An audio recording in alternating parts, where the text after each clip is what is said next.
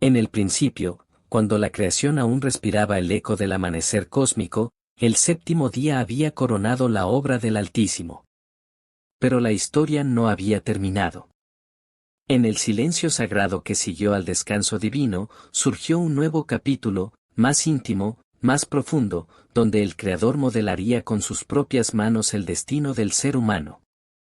Así comienza el relato de Génesis capítulo 2. Cuando la tierra aún no conocía la lluvia y los campos no tenían quien los cultivara, una neblina subía desde el suelo y humedecía toda la superficie del mundo. No había ciudades, no había senderos, ni criaturas que se desplazaran sobre la tierra. Solo un vasto lienzo virgen, esperando la intervención del autor de toda vida. Entonces, el Señor Dios se inclinó hacia el polvo de la tierra, ese polvo silencioso y humilde. Con una delicadeza infinita, tomó aquel polvo y lo formó, moldeando la silueta de un ser que reflejaría su propia imagen. Y cuando la forma estuvo completa, el Creador acercó su aliento a los labios de aquella obra. Un soplo, un hálito divino, un impulso eterno. Así, el hombre se convirtió en un ser viviente. Sus ojos se abrieron al mundo recién nacido, y contempló su existencia con asombro. Pero la tierra aún era vasta y solitaria, y el Señor Dios preparó para el hombre un lugar especial. En el oriente, plantó un jardín llamado Edén. Lo adornó con árboles de belleza indescriptible y frutos que emanaban frescura y vida. En medio del jardín ubicó dos árboles que guardarían el misterio del destino humano, el árbol de la vida y el árbol del conocimiento del bien y del mal. Allí, en aquel enclave perfecto, el hombre fue colocado para cultivarlo y cuidarlo, para ser guardián y habitante de aquel paraíso. En el principio, cuando la creación aún respiraba el eco del amanecer cósmico, el séptimo día había coronado la obra del Altísimo. Pero la historia no había terminado. En el silencio sagrado que siguió al descanso divino, surgió un nuevo capítulo, más íntimo, más profundo, donde el Creador modelaría con sus propias manos el destino del ser humano. Así comienza el relato de Génesis capítulo 2. Desde Edén brotaba un río que regaba el jardín, y desde allí se dividía en 4 corrientes majestuosas. Una serpenteaba hacia la tierra de Javila, donde el oro era puro y las piedras preciosas brillaban bajo la luz del sol. Otra discurría hacia Cus, otra hacia Asiria, y la última marcaba los límites de tierras que aún no habían sido nombradas. Todo fluía desde Edén, como si aquel jardín fuera el corazón del mundo. El Señor llamó entonces al hombre y le habló con voz firme y llena de propósito. Le concedió el don del jardín, la libertad de disfrutar de cada árbol, de cada fruto, de cada sombra acogedora. Pero entre esa libertad estableció un límite. Un mandamiento sencillo, claro, profundo: podía comer del fruto de todos los árboles, excepto del árbol del conocimiento del bien y del mal. Porque el día que lo hiciera, ciertamente moriría. Era un pacto entre el Creador y su criatura, un recordatorio de que la vida verdadera fluía de la obediencia y la confianza. Mientras el hombre realizaba su labor, el Señor observó que no era bueno que estuviera solo. La soledad pesaba sobre el corazón humano, aún en medio del paraíso. Y así, el Creador decidió hacerle una ayuda adecuada, alguien que complementara su existencia y caminara a su lado.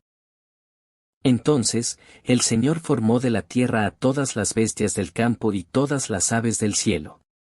Las llevó ante el hombre, que las observó con curiosidad y asombro. Una a una, les dio nombre, reconociendo su esencia y su naturaleza. Sin embargo, entre todas ellas no se halló una compañía adecuada para él. Las criaturas eran hermosas, maravillas del ingenio divino, pero ninguna podía reflejar su espíritu, su profundidad, su soledad. El ser humano aún esperaba su complemento. El Señor Dios hizo entonces que un sueño profundo cayera sobre el hombre. En aquel silencio onírico, tomó una de sus costillas y cerró la herida con su propio poder creador.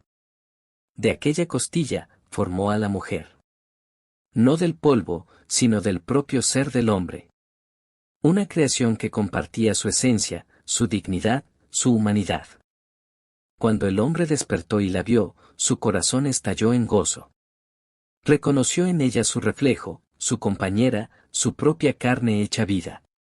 Dijo con júbilo, esta es hueso de mis huesos y carne de mi carne. Será llamada mujer, porque del hombre fue tomada. Así nació la unión entre ambos, una alianza tan antigua como la humanidad misma. Por eso, dice el relato, el hombre dejará a su padre y a su madre, y se unirá a su mujer, y los dos serán una sola carne. Una unidad profunda, indisoluble, destinada a prosperar bajo la bendición del Creador. Y allí estaban, el hombre y la mujer, desnudos y sin vergüenza. Vivían en perfecta armonía, envueltos en la luz de la inocencia, en la libertad pura de quienes aún no conocen la sombra del mal. Caminaban por el jardín sin temor, conversaban con la serenidad de quienes habitan en paz, y disfrutaban de todo lo que Dios había hecho con amor eterno. Edén se convertía así en el escenario perfecto de la comunión entre el cielo y la tierra.